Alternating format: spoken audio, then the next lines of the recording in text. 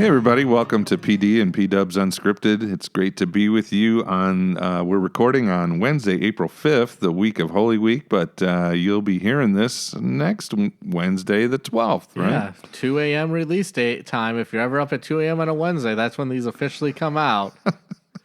Well, great to hear the inside details of that, PD. Hope you're having a good day. Yeah, it's kind of like we were talking about before we were recording, how it was kind of warm this morning, and I was listening to the radio, and somebody said even almost a little muggy this morning. Well, my dogs got me up to go outside, and I opened up the sliding door. I'm like, wow, it's warm out. And like you said, there was a little hint of humidity, and I looked on the phone, and my temperature said 71 degrees at 1 in the morning. Oof. I'm like, wow. That's perfect. I may have to turn on the air conditioning. That means I got to get the port off my air conditioner. Yeah, there you go. But, so crazy weather yesterday with the golf ball size hail coming down, just pelting everything for 5 minutes or so. I know, but it's crazy how hail doesn't seem to last that long. Mm-hmm. It's just a quick little burst, but it can do a lot of damage. Thankfully, I didn't notice any damage yesterday. Yeah, me too. I was worried about my van. It's a 2000. I'm worried about dents on my van. 23-year-old vehicle.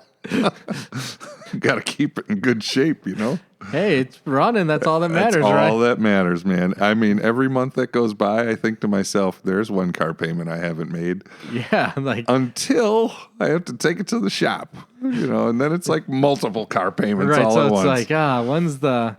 I know this one my dad was telling me, he's like, rather you get rid of your car a year too soon than a year too late. Because all the fixing up, might as well be paying a car payment. Yeah. Well, and then I told you about our Buick. I put in about $500 to fix power steering pumps and hoses and all that. And I'm like, oh, it's driving like a champ. 2 weeks later, my son gets in a wreck and it's totaled. What's wrong? I tell you. But there's more woes out in the world too. Like we were just talking to everyone about the woes of, condiments or fast food. Fast food. Because I think we talked about it early last year when we first started the podcast, mine with Mother Cluckers. Yeah. How I had the free sandwich and they closed. You had your card all punched. And then they close. Oh, that was disappointing.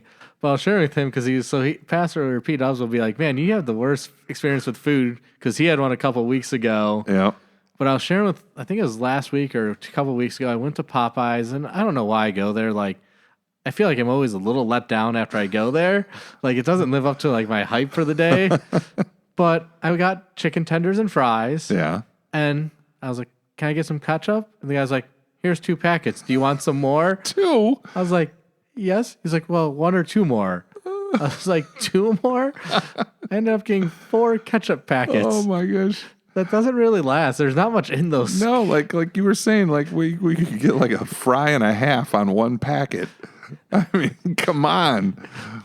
Well, I have the opposite problem. When I go to Portillo's, because Portillo's fries are great. And when we stay and eat inside, I get the little souffle cups of ketchup, and it's self-serve. So if it's Gwen and I going, and we usually split a fry, I pour out 6 little souffle cups of ketchup. You're talking the little paper ones, not the bigger plastic ones that they have? Yeah, just the paper ones. And invariably, we only go through half of those. And every time, Gwen will say, you got too much ketchup. I'm like, yeah, but I love my ketchup, and I want to give some for you. She's like, well, I hardly eat ketchup. And so I just have to remember, only 3. Are you the person that likes ketchup on your ketchup?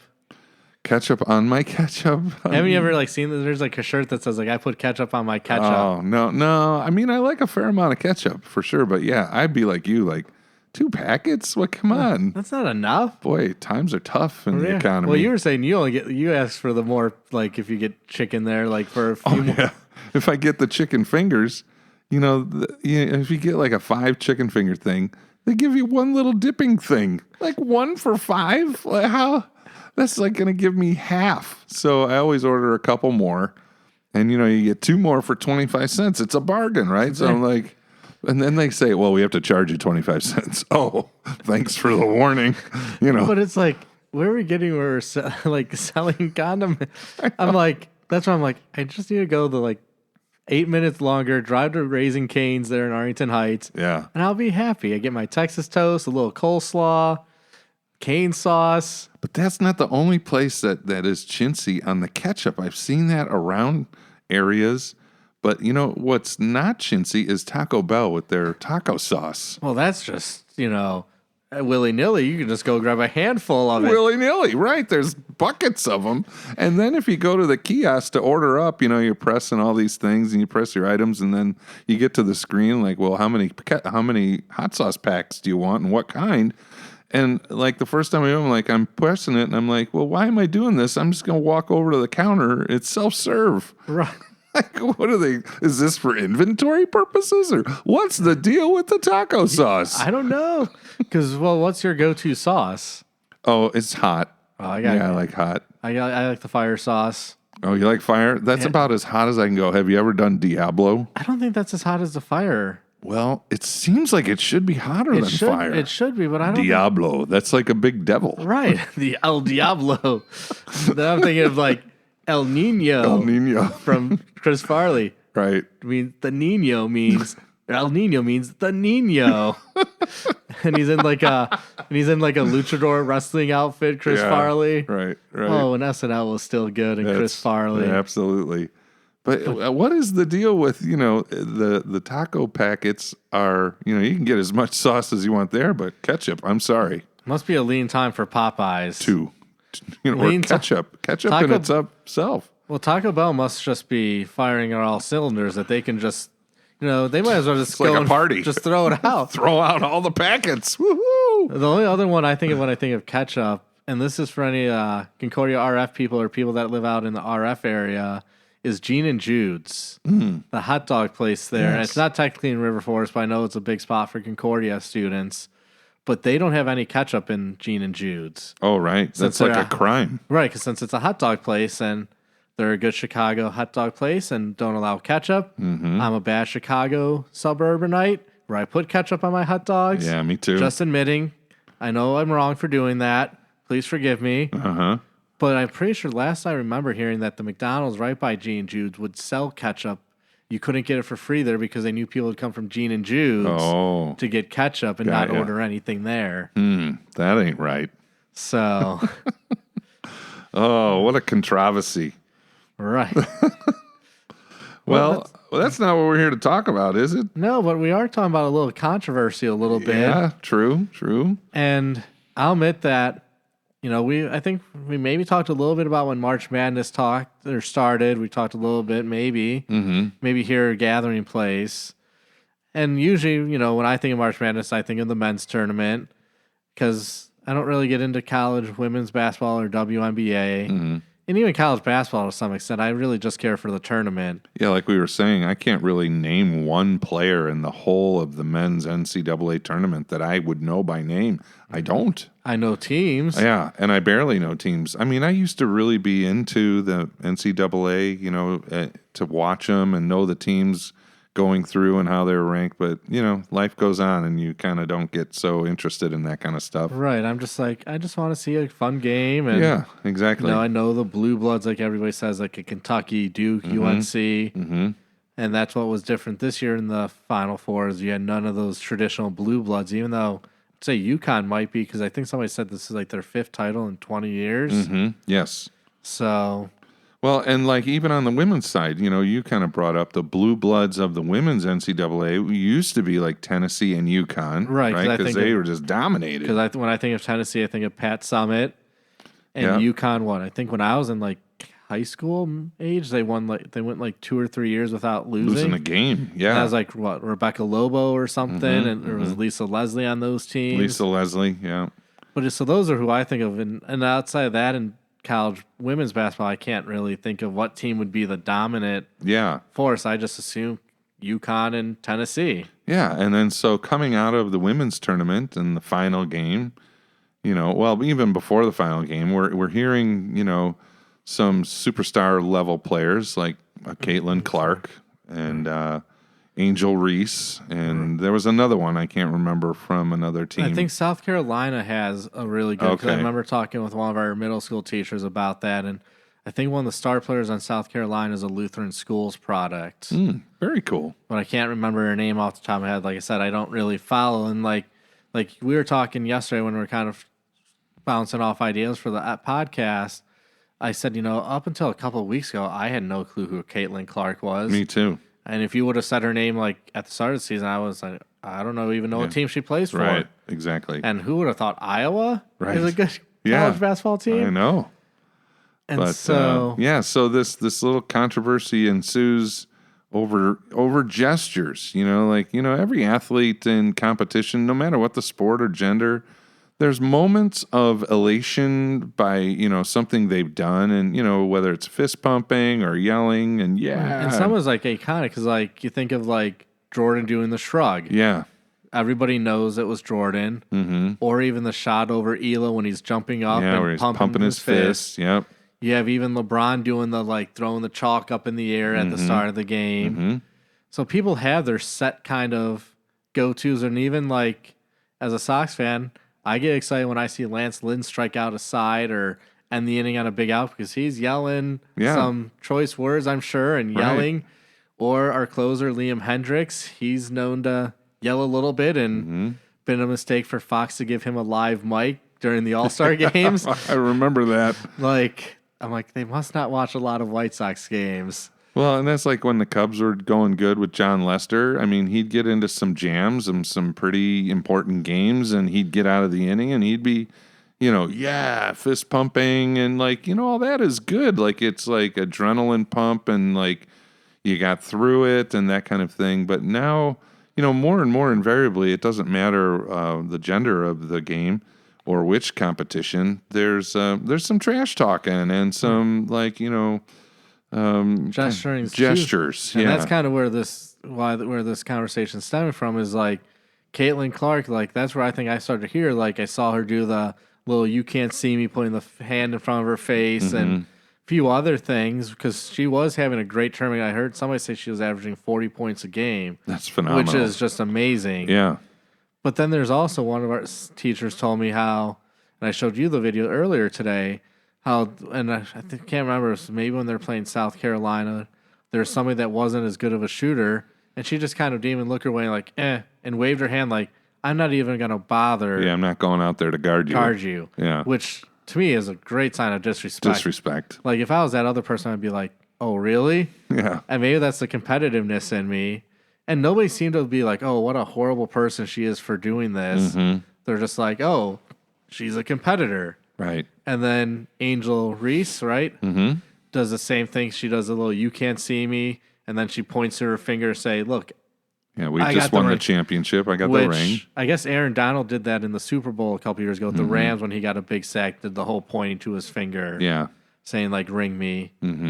But it's funny how like then people are like attacking Angel Reese for doing the exact same thing as Caitlin Clark. Yeah, and. So yeah, what a lot of press this has gotten, and it's kind of really pitted a lot of people against one another. It even has become a race issue a little bit, and by the response maybe of Angel Reese, speaking around that kind of thing, but yeah, people are taking sides, like Why is Angel Reese getting criticized and Caitlin Clark didn't? And like you had said, Caitlin Clark's doing other kind of gestures that aren't really like complimentary or sportsmanlike, I guess. Right. And maybe that's what the difference is here. This isn't like a fist pumping, like, I'm so glad I did this. But now it's something in your face. Like I'm better than you, or you're not as good as me. Right. And that's where I'm like, because I was talking to our students, some of them at FCA yesterday, Fellowship of Christian Athletes, and we were talking about this topic. And some were like, or most of them were all like, Angela Reese is garbage for doing this. It's horrible that she did this. I'm like, but Caitlin Clark did the same thing. Yeah. But she did it to her face. She was doing it right to her face.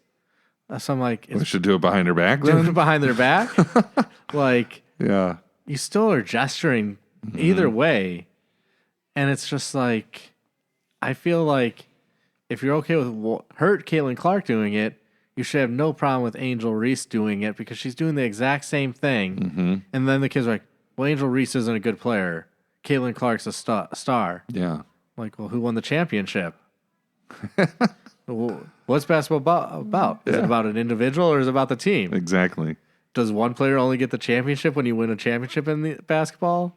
No, the whole team's cutting down that net. Right, right. And so it's just interesting. But to me, this is something that I think has grown the last probably 10 or 15 years in sports, where the celebrations and like taunting, even though like in the 90s you had some of that, because I mean, you think back to, well, you had that huge rivalry, the Bulls, Knicks, and Pacers, those three. Mm-hmm. And I always think of Reggie Miller doing the choke sign to Spike Lee. Right. Oh, I remember when the Bulls played the Utah Jazz. It was a Sunday game, and Karl Malone was having a rough game, and Scottie Pippen walks up to him while he's on the free throw line, and he goes, the mailman doesn't deliver on Sundays. You know, and that's like, to me, that's good trash talking. That's good nature. Yeah, that's just like, you know, but, and that was like something that was, you know, just between them, you know, there was no gestures. It was just him walking by saying that. And you have that, like my favorite probably smack talk in basketball is a Rasheed Wallace comment. Like he was mad about a call and the guy missed the free throw and you can hear Sheed go, ball don't lie. And saying, see, it wasn't a fault. The ball's not lying. You can't fool the ball. It knows. Yeah. And then even like, well, Jordan was notorious for his trash talking. Oh, that was a big part of his game of, you know. And even creating narratives to trash talk other people. Mm-hmm. Yeah, which we found out on The Last Dance. And like there's an interview, I forgot what late night talk show Reggie Miller was on, where he's like, you know, in my rookie season, it can't remember if he said it was a preseason game or regular season, he lit up Jordan in the first half, and his teammates encouraged him to talk smack, and he did. And then he's like, then the second half happened, and Jordan shut me down, and he was like, Jordan's like, don't ever talk to, and I don't want to go to this full title, what he said, but it's just like the arrogance that Jordan had, which he could back it up. So that's kind of what the kids were getting at, almost like, well, if you can back it up, you can do those things. Exactly. But can't Angel Reese kind of back it up since she's at the champion? Right. But you look in the NFL, you look at like T.O., who he did the whole let's run to the 50-yard line as a Niner and spike the ball in the star at Cowboy Stadium. Yep. And then he tries to do it a second time and gets jacked up by one of the Cowboys. Right. And then, like, I had watched a college baseball game where this guy hits a home run, and he must have been chirping all the way around the bases. And he comes around third, and the pitcher on the pitching mound just like drops his glove and charges right at him and decks him by tackling him flat out. And like, wow, that's over the top. Right. So, you know, and like so does one action, you know, warrant the other? You know, and like sad thing is like this is what kids are seeing. This like because we've talked, and maybe because I'm old fashioned when it comes to baseball, but I don't know. I'm not a big fan of the bat flips and staring down the balls. I'm that old school of like, they're going to get a fastball between the numbers. Yeah. But like, I remember a few years ago going to one of our kids' Little League games, and they're like 7 or 8 year olds. Wasn't any of our kids. But the one kid on the team started to do like the worm after he scored a run. And it was like dancing I'm like, I don't know. If I was coaching a team where like an 8-year-old is doing the worm or like dancing after scoring a run, I'm like, you can sit yourself on the bench. We don't do that. We don't do that at this age. Right. And so, I know. I probably told that story before of like when I was with Frem, and it was Frem Palatine. Always had a rivalry, right? So, and I knew half the guys on the Palatine side because I play summer ball with them, and you know we would yell at each other, and like. The one time they're calling me rag arm, you know, you don't have any speed. And anytime I tried to pick off, you know, they'd be all yelling in the dugout, back, you know, we all know what he's doing, you know, what an awful thing. And so the next game, I didn't do so well at my home place at Frem, but then I played them at their place in Palatine. It was a windy day and the wind was coming against me. And I'm like, wow, my split finger fastball's really dancing all over the place, and you didn't have to throw it hard, and it moved. and the whole rag arms comments coming off. And I'm like, I don't care. I threw a no-hitter against him. It was awesome. It was great. I'm like, yeah, keep talking. And that's what I was telling the kids yesterday. It was like, because we were talking about like what is the right reaction. Do you like then do it back, taunt? Right. To me, I'm rather or relatively say like point to the scoreboard. Not that you're literally pointing to it, but like let what you're doing on the court or on the field do what's talking, because exactly you can run your mouth all you want, but if you're on the losing side of the game, I don't care what you got to say. Then you look worse. Right. So, well, and along those lines, because Angel Reese was getting a lot of heat for what she had done, and she was unapologetic about it, right? So Caitlin Clark came out, and she was asked, what did she think of this? And she said, we're all competitive. We all show our emotions in a different way. And then she said, Angel's a tremendous, tremendous player. I have nothing but respect for her. I love her game. The way she rebounds the ball, scores the ball is absolutely incredible. I'm a big fan of her. Even the whole LSU team, the way they played. I don't think there should be any criticism for what she did. And then she says, I really didn't see what she was doing. I was trying to go find my team and, at the end of the game. So I don't know. She was right in her face, unless she was how do you not see that? But I mean, she took the high road, right? Publicly. Right. And I thought that was really something for our young people, even us, adults, to be reminded of, like, okay, this happened. And, she's like, no, she shouldn't be criticized. So, and maybe she was saying that because she knew that she had done it. Right. And that's my thing, is like, if she didn't do any of this prior, I think it would be a little bit different story. It sure would. But when she's doing the exact same stuff, if not more, you can't really say. You either got to say, okay, it was wrong altogether. Right. You can't be, one's right, one's wrong. It's either all are wrong or all is right. You can't pick and choose when you're doing the exact same thing. Exactly. And, over time of sports, it's been a fine line between, like, communicating something to one another as athletes in the middle of the game, like, trying to send a statement, let's say, versus showing them up.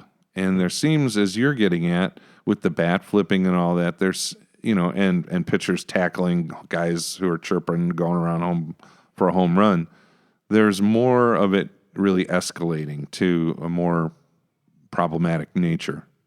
But yeah, I think that's showing up, and that's like, I think the big thing, and like baseball might be the worst for this because of all the unwritten rules that baseball has, of like, we were talking the other day about the whole A-Rod Dallas parade and walking across the mound. But it even reminds me of something, you told me about watching the last Comiskey series on YouTube, and I forgot which pitcher was talking, and like, he was talking about how, like, somebody did something to one of the White Sox players, and the last Comiskey is about, like, the final season at Old Comiskey, so that was, the 90 season, I believe. And he's like, that was my job to then hit somebody on their team. But Karkovic was like, no, don't hit this guy. And he's like, oh, I was supposed to hit him. He's like, no, wait till there's nobody on and two guys out, then you hit him. So Karkovic understood, it's not worth getting retaliation on somebody if it's going to put you at a detriment to win the game. Right.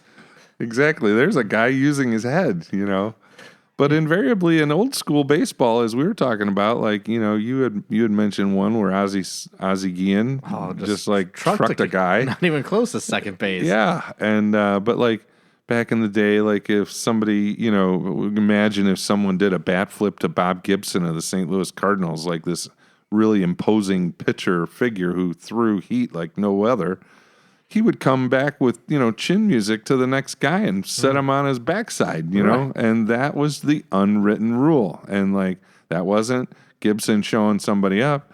Maybe that would have been the answer to, like, don't do that again. Like, this is a warning. It's almost like a policing of the game. Yeah. Like, hey, you did this to one of our guys.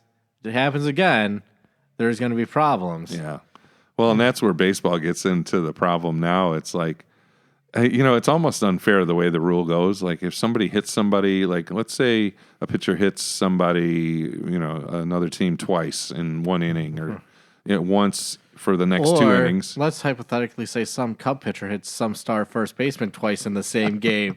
Just hypothetically say. So then if nothing is done and the umpire gives a warning, he warns both benches, right? Right. So if the other team retaliates and like tries to stand up for their guy, they get ejected. And the managers. So it's like, is there no justice? Or like my fair, it's like, oh, these two teams have been chippy. We're going to warn them at the start of the game before the first pitch. Yes. So that there's no shenanigans going on here. Mm-hmm. And it's just like, well, that's like, it's not, I feel like it's not fair to the team that got like the first shot fired across the bow. Yeah. So it can get out of control. And so even when you have these, quote, unwritten rules in various sports, it's still, they're human beings and their attitudes could turn into something that involves a fight in the stands, like, with the Indianapolis Pistons.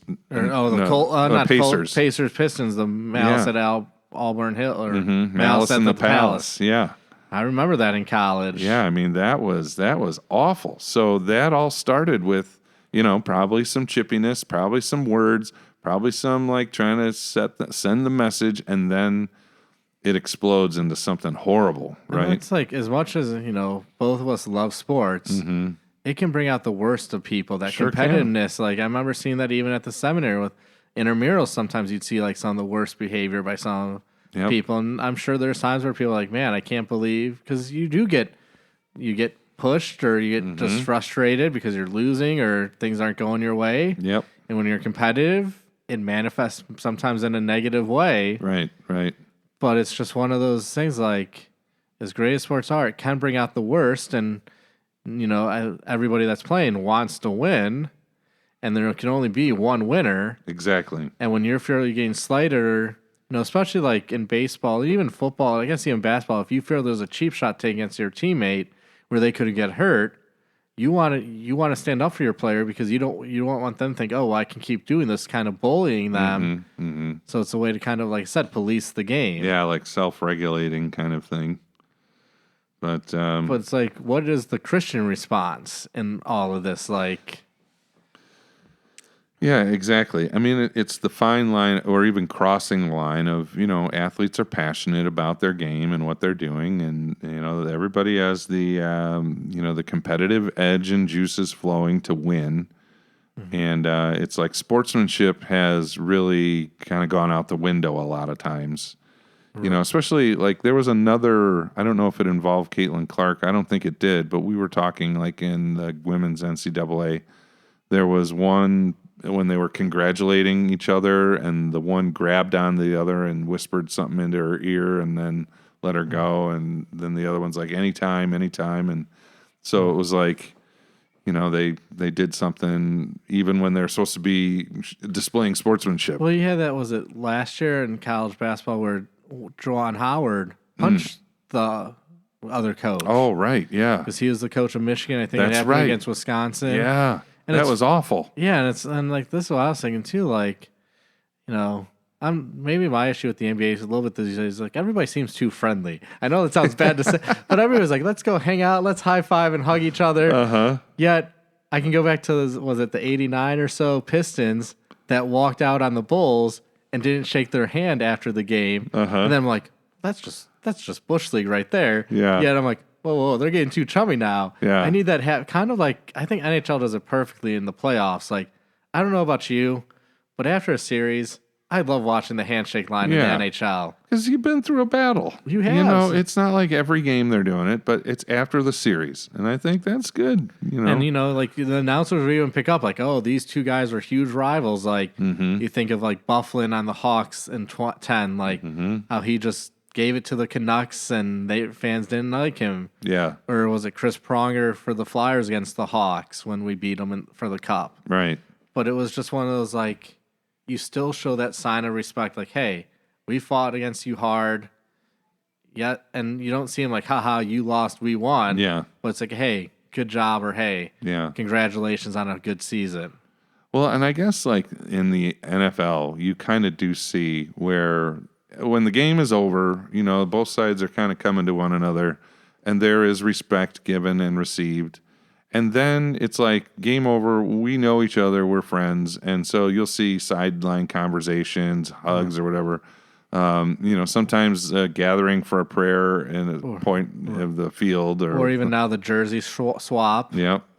So that's a good display. But like you're saying, if you're old school, you're thinking, well, would Dick Butkus ever jersey swap with anyone? Like, I don't think so. We know Tom Brady. Tom Brady doesn't see because he wouldn't shake Nick Foles' hand ever. Yeah, when he beat him. So like, could you admit like Dick Butkus, who used to like growl and roar and drool over players or over the guy snapping the ball, he would like drool on his hand. Like, could you imagine after the game? Hey man, good game. Good game. Here's my jersey. You want to wipe off that drool? You got a Sharpie. But to your point of like kind of just getting away from the old school, it's like everybody's a winner, everybody's a champion. You had brought up that the First Lady Jill Biden suggested to invite both teams to the White House, LSU and Iowa, and Angel Reese was not having any of that. No, and even Caitlin Clark, said Clark was asked if she would want to go to the White House as a runner-up, as Joe Biden had suggested earlier, and she goes, "I don't think runners-up should go to the White House." That's Caitlin Clark, and then I think LSU should enjoy the moment for them, and congratulations. Obviously, they deserve to go there. So that's what that tradition is for. Yeah. Well, okay, let's just invite the winner and the losers. There's no losers. Next thing you know, we're gonna invite the whole Final Four, all the Final Four teams. Yeah, but that's like. The sportsmanship and stuff, like I forgot what coaches they showed the difference between. There was one coach that they lost, and I think they were the better ranked seed, and he was kind of like, we kind of beat ourselves type deal, or But then there's another coach that lost to an even lower seed, and he's like, hats off to them, and he even went into their locker room after and said, hey guys, if you guys keep playing like this, nobody can beat you. Yeah. Keep it up. Way to work hard. Congratulations. And you don't hear that too often. I know the one podcast I listen to, they kind of make fun of Coach K because they said like Coach K goes to yell at the other team, be like, that's not how we do things. Yeah. But it's just like, like if you lose, don't be like, oh, well, we beat ourselves. Don't give any credit to the other team. Yeah, it's like, don't be a sore loser, but be a gracious winner too, right. And, and maybe that's what it really boils down to is like, in the heat of the competition, things happen. And usually I think if, the players can work the thing out themselves, but yet the media and the fan base, they all got something to say about it. And unfortunately, in this case and I can see where the media ran with it on Angel Reese in one side of it, because she's saying, I'm doing this for all the other kids that have been treated like I have pretty much. Yeah. And so, okay, you've sparked the controversy, but then, then it's like Caitlin's like, hey, this is okay. I'm not offended by this, And so... I guess it's almost that fine line because, like, I understand the competitive nature, but as a Christian, it's like, is that really the Christian attitude? Right. But I guess, like, too, it also depends on, like, if it's good fun. Like, I remember playing pickup games with friends, and I'd talk trash to my friends. But if it's somebody I don't know, I'm not going to talk that same type of trash. So it's that kind of friend, like, come on now, or even playing some of the kids. Sometimes I'll be like, if they don't shoot or they'll like pass the ball off, right? Like, what, are you scared of me or something? Yeah. But that's all in good fun, and then, like, and I can't speak to like Caitlin Clark, Angel Reese if they're doing it more of a joking or is it more meant to be like critical type, mean spirited. Yeah. It seems at the base level, Angel Reese probably was, making a statement back at Caitlin Clark for something that she had done previously, and so, okay, fair is fair, I guess, but it's like, are you supposed to retaliate? Like, right. Yeah. As a Christian, do you stoke the fire? Right. Or do you take the higher ground and right. kind of like, well, I'll let my play do the talking. Yeah. Right. Well, I guess that's about all we have to say on that, you know, and thanks for listening, everybody. And we hope you have a great week.